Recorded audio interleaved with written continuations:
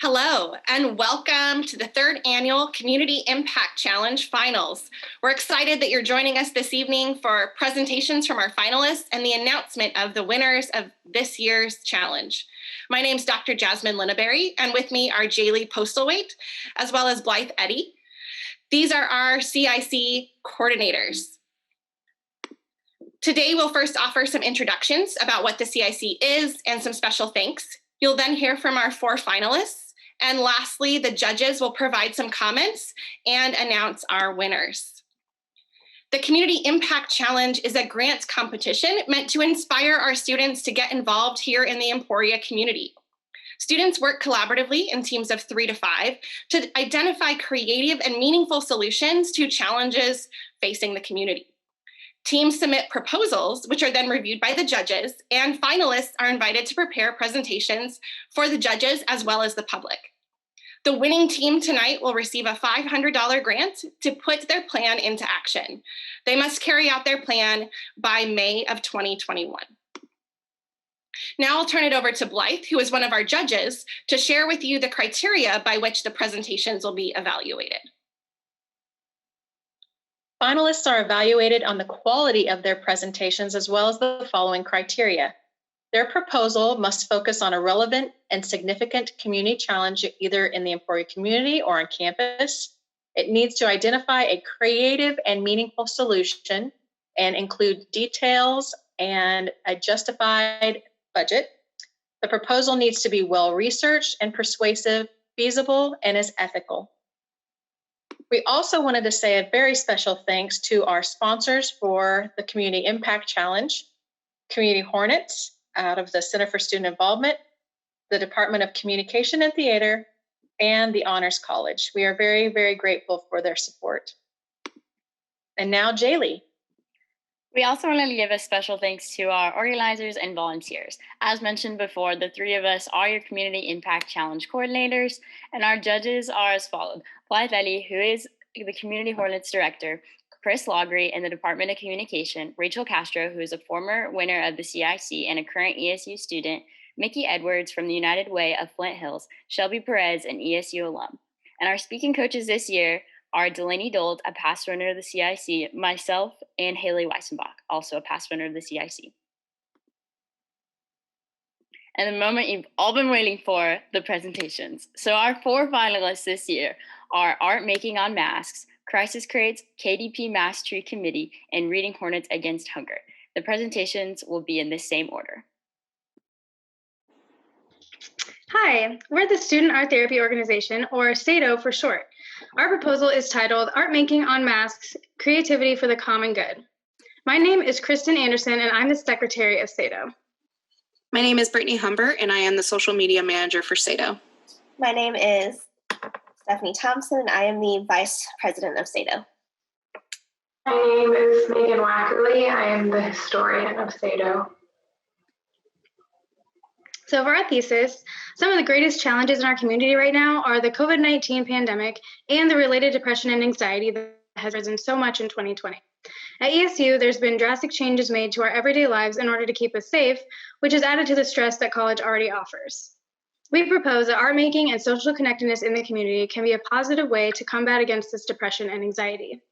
We want to use this opportunity to give away free masks while hosting a safe, socially distanced outdoor event in which ESU students can create unique masks together in a fun and safe way. We plan to buy plain cloth masks and fabric markers, then organize and facilitate a free mask decorating event for multiple dates in which ESU students can come together and decorate their own cloth masks. So COVID-19 has increased the stress that students have been experiencing during this time when they were already at high levels of stress before the pandemic came along. Students are in need of a way to express themselves and have an opportunity to get together with others and be social. Studies have shown that art making reduces stress. We're wanting to put on an event that utilizes the stress relieving aspects of art making for the common good.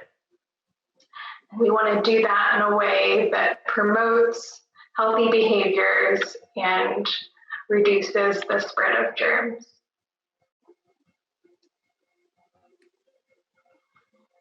So how we plan to accomplish the goal, we have contacted the Student Activities Council, and we found that we can rent outside space of Union Square and tables for free as a recognized student organization, as long as we get approval from the boards. We plan to host an event for 3 days and 1 week, or at least until the masks are gone. So the event will run with us, at least us four for volunteers, and we've also utilized the SADO organization with other students who have been interested in volunteering as well. So we'll have at least 80 markers, and we'll split those into 2 groups and rotate and sanitize them between the groups of people that come in. We plan to get at least 6 tables spaced out in the outside area of Union Square. We'll have masks required, hand sanitizer on the tables, and we'll sanitize the tables between uses. And we'll use tape to mark out 2 people per table. And for the COVID compromised students that want to participate, we can make them to-go bags.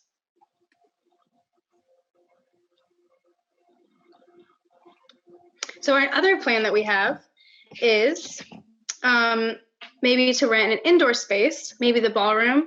We can have 1 table instead of multiple tables. We can have sign-in sheets beforehand so that we can have special small groups instead of people coming as they please.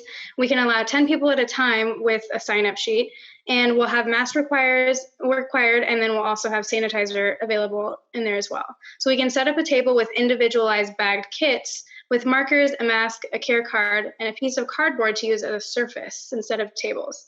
So we'll have the individuals socially distance in the room, and then they will decorate their masks and then leave behind the markers in a different bin where the facilitators can then sanitize them and create new kits for the new groups.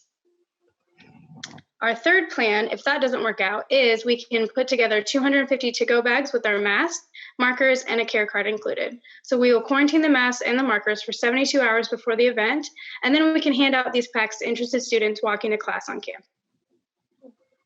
So for our proposed timeline from February 8th through 12th, we would contact event services to reserve our own tables and to possibly to discuss other areas we could host our events in case of any inclement weather we might have.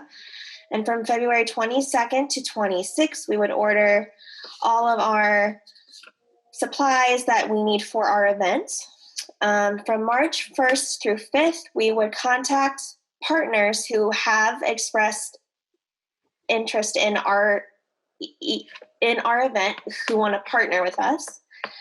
And from March 8th through 12th, we would confirm our partners and event space. And then from March 15th through 19th, that is when our event days would be to occur, and those times are to be announced, and those dates and times, those would depend on our own availability of our group and of our volunteers. And from April 5th to 9th, these would be our optional event days, because if we did have masks left over from our first event week, we want to give students their own opportunity to create their own mask for themselves. And then for April 26th through 30th, so if by this date we still have masks and things like our to-go kits still like to have left over, we would post on social media in the Emporia area and have those individuals to sign up on a Google Share document for a mask to-go bag. And then from May 10th through 14th, those to-go bags would be available for pickup. And then for our proposed budgets, so we want to order 250 white cloth masks and then 200 of those would come from Staples, while the others would come from Amazon. The masks from Amazon, they are 5 by 8 inches, so their width is bigger. So if a participant were to have a larger face, they could still create a mask that they could wear comfortably. And then we would order 240 of the Crayola fabric markers, and at $40 per box, that's $120. And those would also be from Amazon as well. And for disposable gloves and hand sanitizer, those would also be bought from Amazon. For 500 pairs of gloves would be $20. And then for 6 36-ounce bottles of hand sanitizer would be a total of $50. And then for our to-go bags, in case we do have to go to Plan C, and for the COVID compromised participants at our event, we would buy 6 boxes, and at $40 per bag per box for a total of $33 from Walmart. And then for our mask care cards, we would want to order a card per mask. So for a set of 250 matte cards would be a total of $16 for our total cost of $500. To help promote the event, once approved for the grant, we plan to reach out not only on our Facebook page at ESU Sato, but also our Instagram page with ESU_Sato.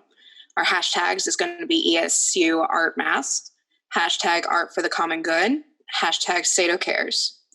To help with the exposure, we're going to partner with ESU Marketing Department, so they will promote our event on Hornet announcements and Hornet TV. Additionally, after our events are finished, we will have leftover markers, and what we plan to do is donate a portion to Emporia State Art Education Program, a portion to the Kansas Free for Arts, and a portion to the Emporia State Art Therapy Program. Our confirmed partnerships is our local staples here in Emporia. Additionally, our Kansas Free for Arts and Emporia Arts Council. Unconfirmed partnerships at this time is Crosswind, but we have reached out. We're just waiting to hear back from them. Okay, and these are masks that we made for the proposal tonight, and they just go to show that even a white mask can become a work of art from anyone.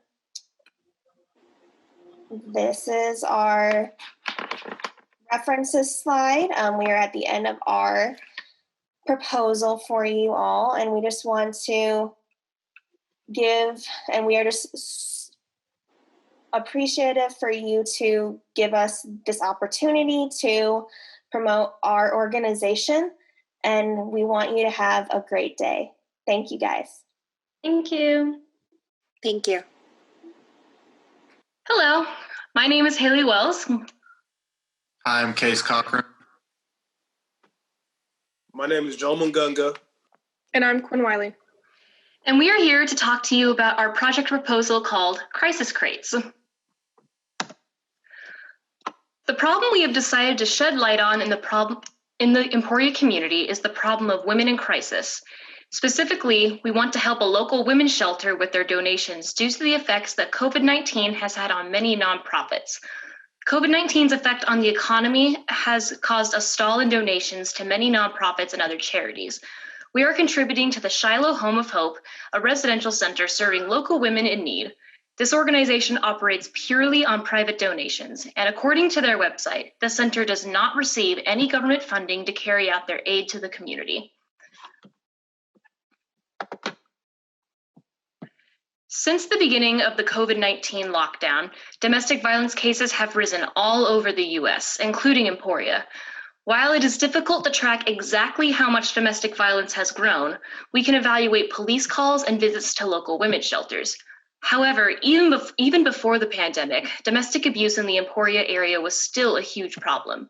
In 2017 alone, Emporia police responded to 583 domestic disturbance calls. According to the Emporia Gazette, only 86 of those calls were documented as domestic violence incidences. To make matters even worse, only 67 dual arrests and 3 single arrests were ever made. This just shows how difficult it can be for victims to share their testimony with authorities, even with plenty of evidence. The cause is a mixture of either wanting to keep the abuse a private matter in the family, or threats from the abuser saying they will be even more violent if the victim dares to speak up. This is why women's shelters are very important in every community. And what may seem like a happy couple could be a completely different story behind closed doors. As you can see here, the number of possible cases started out at almost 600 calls, but only resulted in 67 dual and single arrests. This just shows how difficult it can be for victims of domestic violence or other women in crisis to seek the justice or help that they need. And there are also many economic factors. Since the beginning of the COVID-19 recession in the United States, women's unemployment rose by 12.8%, according to Alan and his colleagues from the COVID Research Association. Alan and his colleagues also state the differences between men's and women's areas of employment. Because of COVID-19, jobs tending to employ more women were impacted far worse than occupations held by men, showing the difference between both gender workplaces. This is also a problem for women who don't qualify for stimulus checks or government aid during the COVID-19 crisis. And just to reiterate, women's unemployment rose by 12.8% at the beginning of the year. It was also observed that jobs typically held by men were far less affected than women's jobs. Now that I have introduced you to the problem, I will hand it over to Case to talk about the economic factors, similar projects already done by the community, and our interview with Carol Alderman. Not everyone has access to the essentials needed for everyday life, whether it be clothes, food on the table, or financial stability. This is what many of the women who have become residents at the Shiloh Center have experienced. The women who come to seek aid from Shiloh or other women's organizations such as SOS are trying to escape situations of both physical and verbal abuse, financial struggle, navigate an unplanned pregnancy, or just trying to piece their lives back together after unforeseen circumstances. According to Carol Alderman, director of Shiloh, their goal is to aid women and their families in rebuilding their lives and preparing them for the next steps towards recovery and success. These women and their children normally come with just the clothes on their back and a few necessary or personal items. We want them to focus on growing into the women that they were meant to be and not worry about clothing or food, as stated by Carol Alderman. No person wants to wear the same clothes every day, but many of those women cannot afford to switch out of their clothes. In the past, Shiloh has provided their residents with what they need, including clothes for their children or even clothes for women to wear to future job interviews. The shelter normally helps provide clothing, baby supplies, and other resources. However, it has become difficult for Shiloh to provide some of these items. Women's shelters have been in danger due to COVID effects, causing a national emergency, meaning that any government funding that does go to aid nonprofits has been redirected to other areas of need because of the crisis. When Haley interviewed Carol, Carol stated, "What many people don't realize is we need more than just baby formula and tiny infant onesies. We need shoes, we need household items, and clothing for our mothers too. We need coats for kids up to the age of 6 or 7, especially with colder weather coming. People need to understand that women of all backgrounds need our help and their children aren't always a newborn." As stated before, there are already other women's shelters in Emporia like SOS and the Plum House that help women in these situations. Both are very well advertised around town and on the university campus. Fraternities like AKL have helped SOS in the past by fundraising and volunteering for SOS events and raising awareness of domestic violence and organization. Last year, they made and sold Women of Character shirts, and the majority of the profits made from the shirts were donated to SOS. However, our action is still needed. In the wake of COVID-19, donations have been scarce for many nonprofit organizations. This is a combination of unemployment and government and aid needed in other areas of hardship. COVID-19 has also caused the nation to go into quarantine, meaning that victims of domestic violence and other forms of abuse are even more trapped or caused to be dependent on their abusers. According to the UN, women and girls already in abusive situations are more exposed to increased control and restrictions by their abusers, with little or no recourse to seek support. I will now turn it over to Joel so he can tell you about our proposed solution. The goal of our direct action is to help and provide for women in crisis in Emporia, Kansas. We plan to do this by adding Shiloh Home of Hope with their donation. As stated before, women in crisis can include unplanned pregnancy, domestic abuse, and emotional and physical well-being.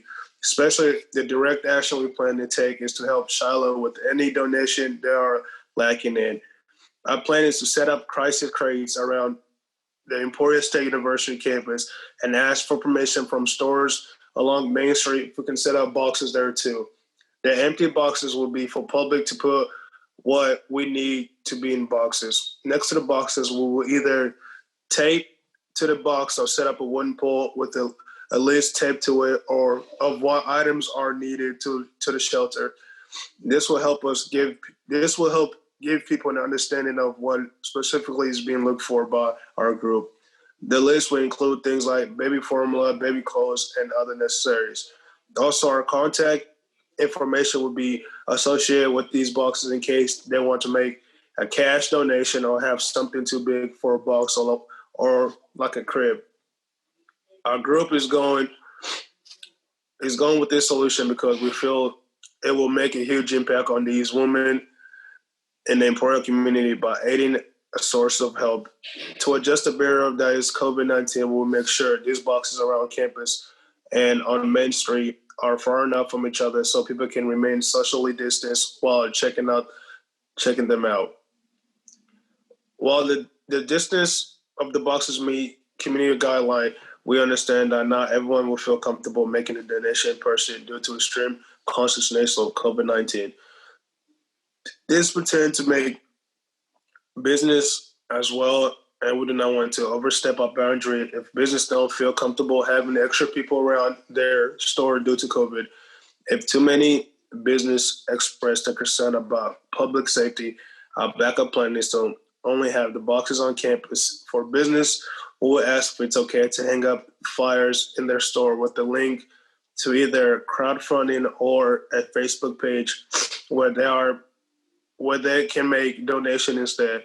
These flyers will still have all information stated before, and it will be posted around campus already. Shiloh sent us this list of items that they need. There are two categories: mother and baby and household and businesses. I will now pass this over to Quinn to tell you about our goal and step to be taken in our budget. So what is our set goal of items that we can expect through crisis crates? Our group has set goals for the time being for at least 50 items given to us through the crisis crates, and at least 10 major items including bed sheets, winter coats, and housing supplies.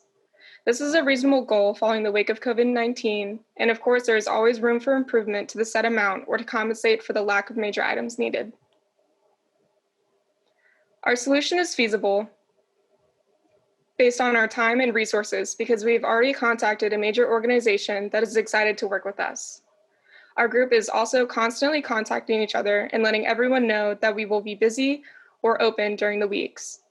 This will help our scheduling for when we help organize their donation room and what days and times each member will be available to check on the donation boxes.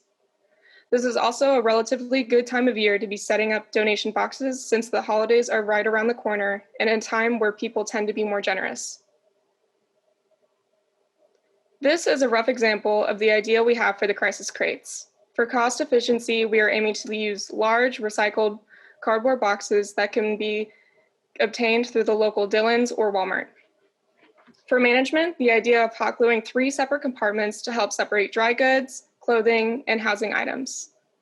We can paint or wrap the boxes with decorative paper and label the tops as shown above to make a short statement of our mission, important dates or information, and label each respecting category with provided examples above each compartment. First, we will need to design and print our flyers and donation list. We have already contacted our organization, so we already have a list of things they need in their donations. Haley is our outreach to local businesses, and Joel is in charge of reaching out to the university for spots. Once we can guarantee locations, we can map out a plan and drop off crisis crates as a group. For efficiency, we will assign pickups at the end of each day and store them at Case or Haley's residencies until the delivery to the shelter. Both Case and Haley will send me a list of what has been donated so far. I will also be our inventory keeper and keep tabs on what we have access of and what we are lacking. We've also reached out to Shiloh to help organize the donation room at the end of the project. So how can we tell we are making progress with their action? One way we can observe this is by going through our donations and crossing items off the list given to us by Shiloh. I will be accountable for inventory checks following each pickup and be responsible for updating the group of the changed list.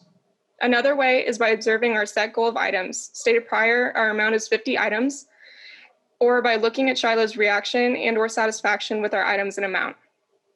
And finally, the most gratifying way to tell if our project was a success can be simply by looking at the community's reaction. Looking for increased numbers of donation given to Shiloh that are not from our project and/or long after our project is complete. This is, in simplest terms, a project for the community, an impact that we can make as a small group that will help the lives of women and children of Emporia for the long run. We can say our project was a success when we see that more people recognize and validate this issue and learn to help not just now, but continuously for years to come. When calculating the budget costs, we have to take into account the cost for material, publication fees, optional costs, and surprise expenses have been accounted for. The budget is listed from top costs brought down optional scenarios our group has discussed, starting with printing costs of yard signs that could be used at the north, south, west, and east points of campus, posters in all major educational departments, and flyers for inside residence halls on campus and local businesses off campus. Materials used to make the crates, including box covering and hot glue to put them together. And we also have a reserve for t-shirt costs, which is optional, and possible ad costs that include radio, paper, and social media. Our leftover budget, not including the cost for shirts and media advertising, would be roughly around $320. If necessary at the end, put the budget towards specific items that we have missed through donations. In conclusion, we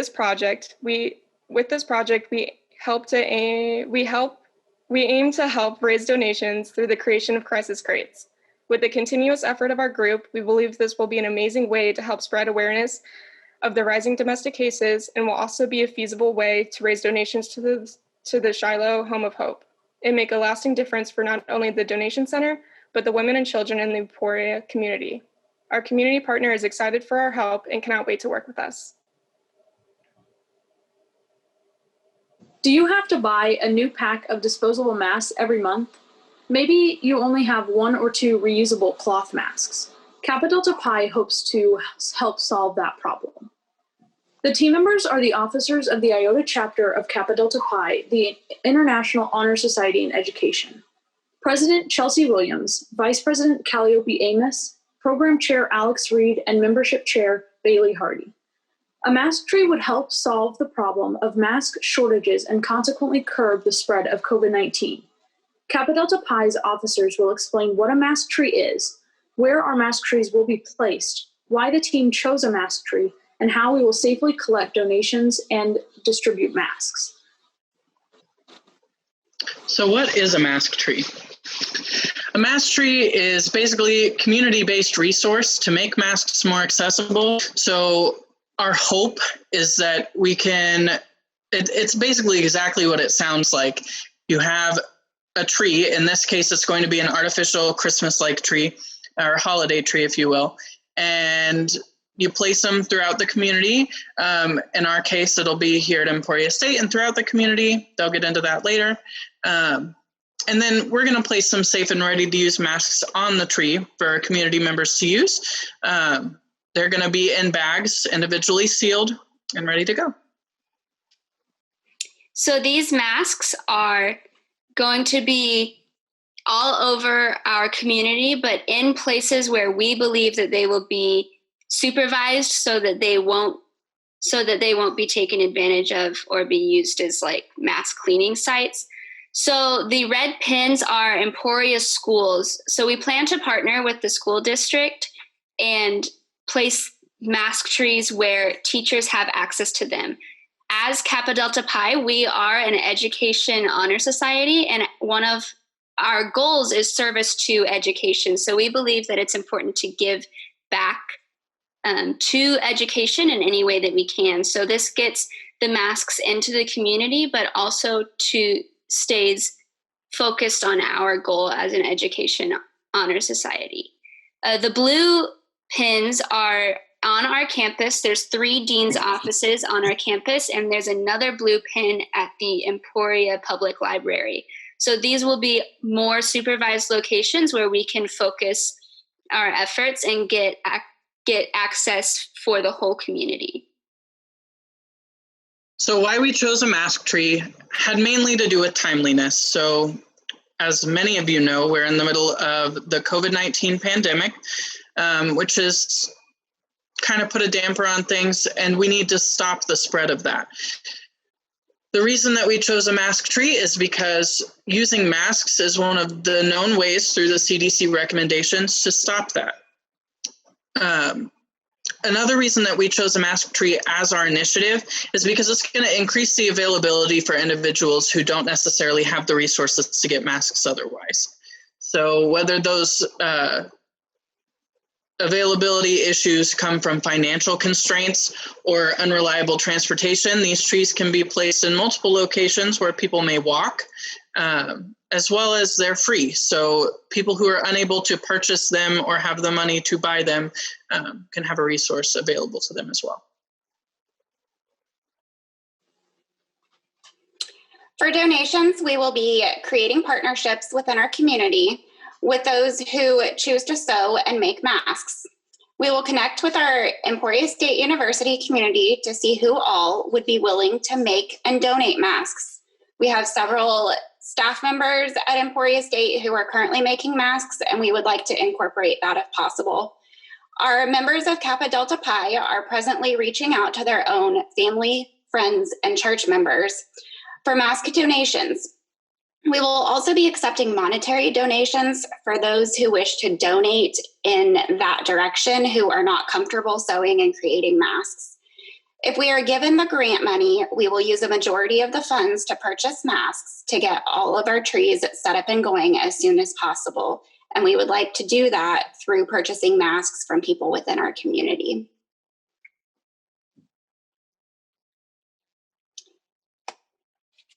Included in each bag will be 1 cloth mask and care instructions that are written in Spanish and English.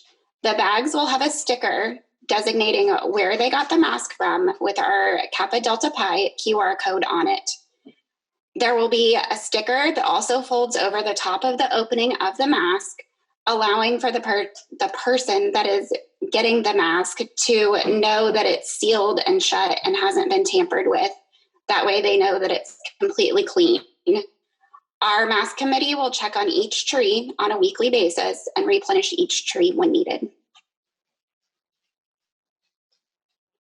So the CDC mask requirements and cleaning instructions will be included both in English and in Spanish in the bags, so that these masks are not just used once, but available for the people who take them from the tree to have for the remainder of the necessary time, however long that will be. So these documents will not just be like on the tree, but with them every time they need to remember how to use them. We have a couple policies to go over with you. The one that we want to focus on first is the ESU face covering policy. Many of you are familiar with it, but this took effect on June 11th of 2020 and is still in effect today. The faculty, staff, and students, vendors, and visitors are required to wear a face mask while in campus buildings, and they must also be worn in outdoor settings where safe social distancing is not possible. The rest of it is just some exclusions that apply to people if they are not around others, as well as activities that could cause respiratory harm to people wearing a mask at that time. And the city of Emporia, via the Emporia Gazette, had ordinance number 24 adopted on August 5th of 2020 that requires a mask or face covering that covers both the nose and the mouth, worn indoor and outdoor public spaces when social distancing is not possible.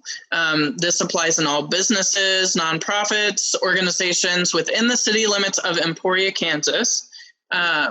And all employees, visitors, and customers will be required to wear face coverings in those areas.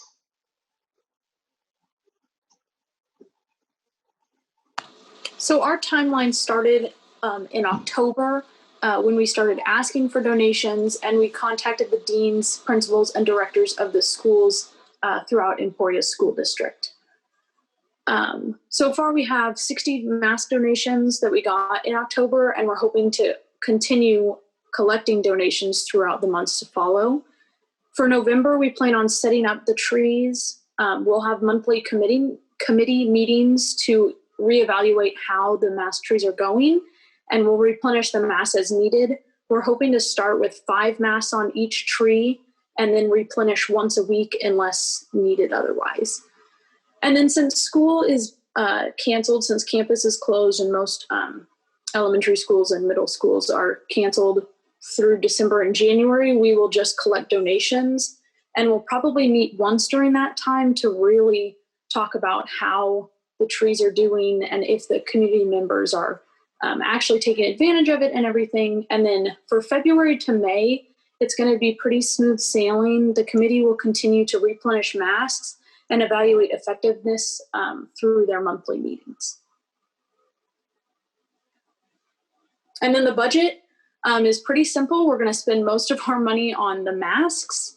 And then $40 goes to Ziploc bags to store the masks on the tree, $40 for the stickers to serve as a seal, and it will also have our information and the Kappa Delta Pi QR code on it. And then $40 will also go to cleaning instructions, which will be printed double-sided Spanish and English using the CDC guidelines for cleaning.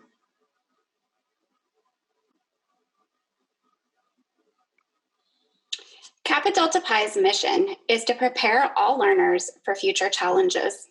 Our vision is for teachers to create the future. The future is here, and we want to serve our community and teachers by providing them with the necessary tools to safely educate students and to overcome the current challenges of the educational world by creating a new and safe future for all. Good morning, judges. We are Team Half and Half, and our project name is Reading Hornets Against Hunger. Personally, my name is Nicole Huntley, and I am a sophomore communication major as well as a marketing minor. I'm going to give it away to some of my teammates so that they can introduce themselves to their prospective major and career as well. Hi, my name is Claire Crawford. I am a sophomore communication major as well as a minor in psychology. Hi, my name's Holly Dossett. I am a senior this year, and I'm a major in economics. And I'm Logan Fisher. I'm also a senior, majoring in economics and minoring in mathematics and poli-sci.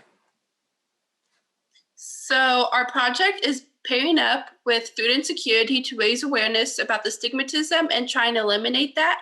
Also, we are trying to provide and help with reading and literacy scores around Lyon County and in Emporia. So now I'm going to pass it off to Logan, who's going to talk about the problem and some ways that have come about during COVID. Thank you, Nicole. About 370,000 Kansans are suffering from some form of food insecurity, and Lyon County is no exception to this.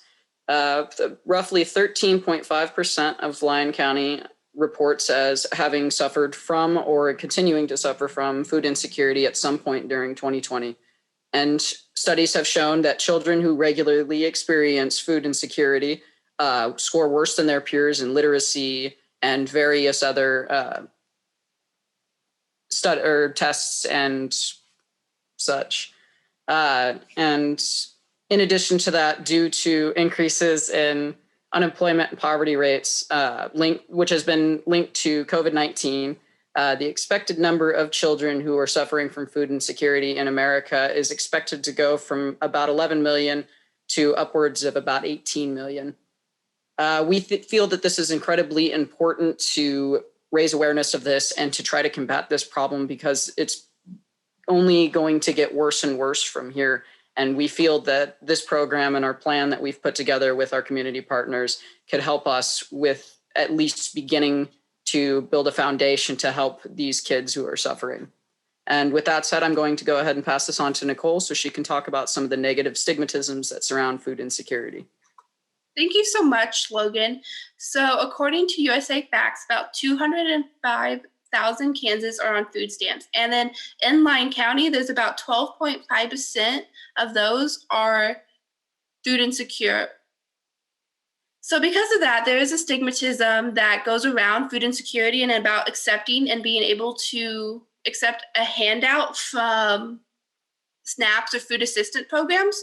We want to be able to use this as a resource that will give students a hand up in life and will be an equal opportunity for everyone. We want to make this as accessible as we can to every student. And so we are trying to make this more of a program that's already existent and being able to help promote and help excel all these students as well so that it can be an equal opportunity to learn and grow as well. So let's all stop the stigma together and be the change so many children are needed during this time.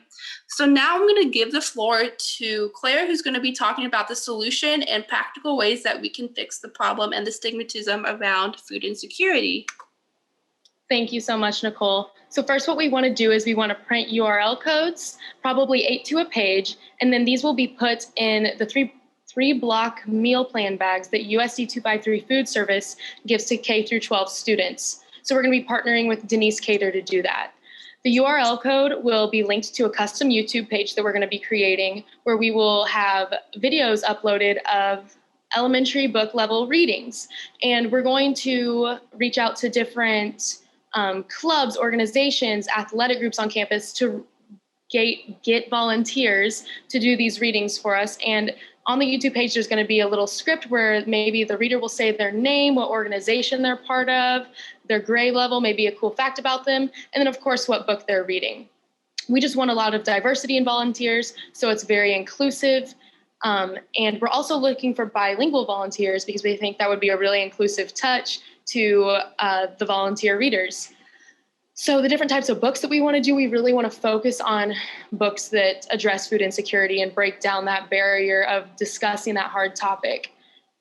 So we've worked with Tasia Markowitz on campus here at the Literacy Center, and she's helping look for books that would help meet those needs. So we really want to address the needs of all ages. And so obviously middle school age kids and high school age kids aren't going to necessarily want to hear an elementary level book reading. So we're also going to include an aesthetically pleasing resource list / recipe card of all sorts of different resources and outreach ideas that they can use if they're feeling food insecure or if they have issues, people they can access and resources they can use that are available to them. And we're going to put something together so that they can access for that. We think it's really important to be involved in the lives of students as well. I remember being an elementary kid and I thought it was so cool when a high school kid talked to me or a college age student talked to me. And I really feel like that the relationship between the two in the community is really important. So the solution definitely combats the stigmatism of food insecurity while encouraging learning through this connection. And the use of technology is positive in this sense because of coronavirus. We can't necessarily meet in person, so students will be able to access the videos anytime, place that they have technology. And with extra funding, we could even implement better relationships between college-age students and the youth, perhaps by hosting engaging events monthly or creating a fun interactive project with students annually. And Holly will definitely discuss a little bit about that in the budget. All right, thank you so much, Claire. So I'm going to be going over the timeline real quick. So our team is confident in our ability to get this project up and running within the next week or two. So we're going to have the materials printed on the 26th at the latest. So that's going to be the 8 QR codes per page. We're going to have a couple pages of those, and we'll be distributing those as soon as we can. Another thing we'll be printing out is going to be flyers. We're going to be contacting departments on the 28th. That'll be trying to find bilingual readers as well as different volunteers that can just come on the YouTube page and read, or that can do the monthly live readings. We're going to do our pre-recorded book readings on the 28th. So we're going to do those once a week, and then we're going to post them to our YouTube page. And that's where we're also going to try to post bilingual readings, so it's all inclusive. All the kids can come and read and learn. So for our meetings over live, like on Zoom, we're going to try to do those starting the 30th, but again, that's a little bit in the air. Our long-term goal is going to be to do that in person, but we are unsure of what the time frame for that's going to be. We're just need to make sure everything is safe for the kids, and we're able to execute that in a timely manner. So I'm going to be going on to the budget, and we're going to break down what the $500 is going to be going to. So for advertisement, we're going to allocate $170 towards that. That's going to be roughly a third of our budget. That's going to go towards Emporia Gazette ads or local radio stations. And this can be a reoccurring cost because we'll be doing those continually so the community can find out more. We'll be doing printing as well. That'll be the flyers and these QR codes that we're going to have to print out once a week to distribute to the kids with food for students. So we're going to put those in meal bags and hand them out through schools. So that'll be $150 roughly. And now we're going to go on to excess. So with that, we have a lot of fun ideas planned.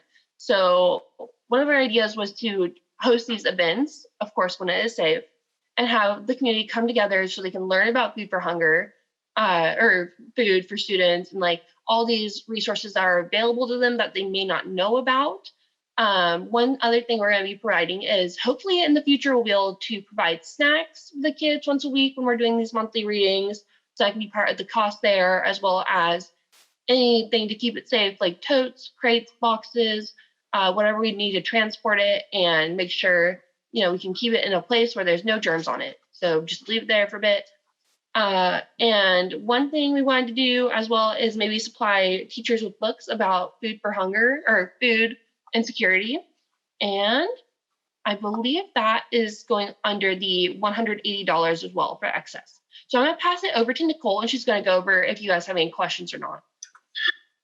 Thank you so much, Holly. So if you have any questions, please email our primary point of contact. That is Claire Crawford at the top email.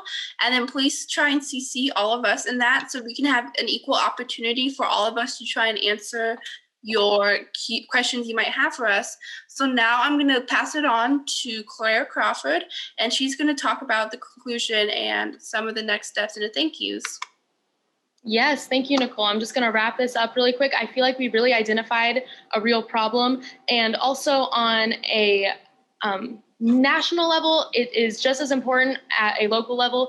And there are definitely places we can identify in Emporia that are food deserts. And as you saw in the solution, we have a huge list of people we've already reached out to in the community and have already helped us with tips and given us resources and referenced us to other resources. I feel like we've worked really hard as a team and with others in the community to create a feasible solution. And we feel our project is really important, and we hope we were able to help you better understand it. And we feel like it would be really beneficial to invest in. So thank you so much for your time, and we really appreciate your consideration. Thank you for watching tonight's finals of the Community Impact Challenge. I'd like to turn some time over now to our judges to talk about their deliberations and announce tonight's winner. Hey, I'm Shelby Perez, and I'm serving as an alum. So thank you all so much for participating in the Community Impact Challenge. You all chose such timely proposals, and we took a long time to deliberate as everything was so close. You all had projects that were so well done. I'm Mickey Edwards. I'm the United Way of the Flint Hills Executive Director, and I represent the community of Emporia and the greater area on this committee. As Shelby mentioned, we really did have to deliberate for quite some time because all of the projects were really, really great, and we could tell you put a lot of thought and care into those. We appreciate all of them, but ultimately we did select one. And the reason we selected one proposal was primarily for a few reasons. We really appreciated the connection between community and campus. We liked that this project serves a greater audience. And it was a very timely proposal, we felt, given what we are all experiencing right now with this pandemic. I'm Blythe Hetty, and I represent Community Hornets at Emporia State University in the Center for Student Involvement. And I agree with Mickey. This proposal was very, very well done. It's definitely a feasible project, very big opportunity for it to grow. And the broad impact of this proposal it will be very far reaching. We're very, very impressed. I'm Chris Loggery, Communication Faculty and Director of Debate, and a faculty judge on the committee. And on behalf of the judges, we're pleased to announce the winners of this year's Community Impact Challenge.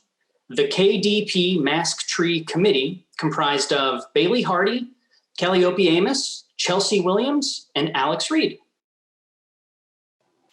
And my name is Rachel Castro, and I was part of the winning group of the first ever Community Impact Challenge. We just wanted to say congratulations again to all the participants in this year's challenge. We enjoyed all of your proposals, which included both creative and meaningful solutions to real problems facing our community. Lastly, I wanted to say thank you all for watching today's presentations, and we hope you choose to apply next year. Thank you again for joining us for tonight's Community Impact Challenge finals. Do you have an idea about how you can make an impact for the common good in Emporia? We encourage you to join the challenge next year. Keep an eye out for information about the next Community Impact Challenge. Also, if you're an ESU student and you want to get more involved in the local community, please contact Community Hornets at chornets@emporia.edu today to learn more about how you can continue to make a difference. Thank you and have a great evening.